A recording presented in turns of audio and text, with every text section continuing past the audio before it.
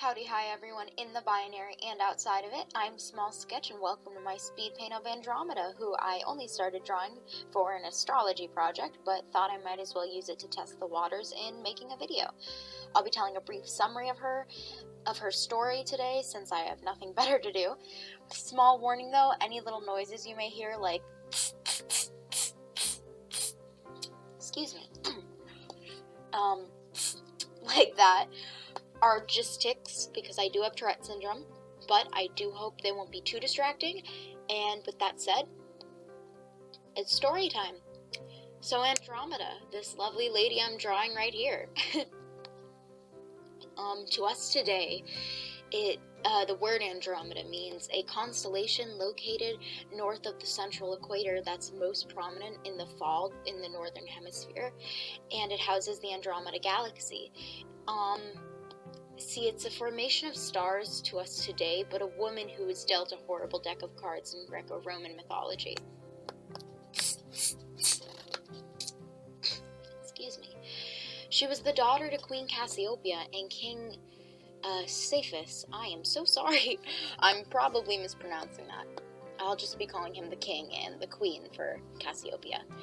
She was a gorgeous young woman who lived in Ethiopia, and granted, I do realize how un-Ethiopian this woman looks, because I was basing it off of a painting of Andromeda that I looked up for my astrology project. So the painting depicted her like this. I should eventually redraw it more like not how the style of the painting depicted her, because once I really dove into the research of just the locations thing took place and where they were the king and queens of Ethiopia, it really didn't add up. So I do apologize for the inaccuracy there in the art, just based off a painting. Maybe one day I'll do a redraw of it.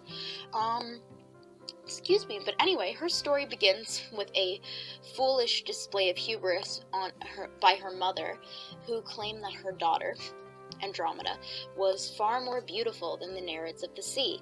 Now, the Nereids themselves were known as sea nymphs also, and they symbolized everything beautiful and kind about the sea. Their enchanting beauty was like no other, and they did not take kindly to the queen claiming otherwise.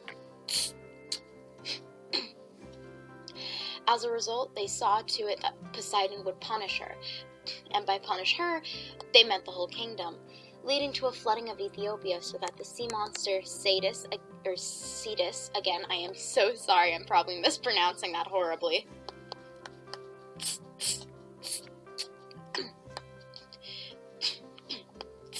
Excuse me. That the sea monster Cetus could rain terror. The king wanted to avoid this fate any way possible, even confronting the Oracle of Ammon for advice. Again, sorry about the names. To his shock, he discovered that the only hope that his kingdom had was to sacrifice his daughter Andromeda to the monster. Seeing that he has no other choice, Andromeda was promptly chained to a rock out at sea to await her cruel fate dictated by her father.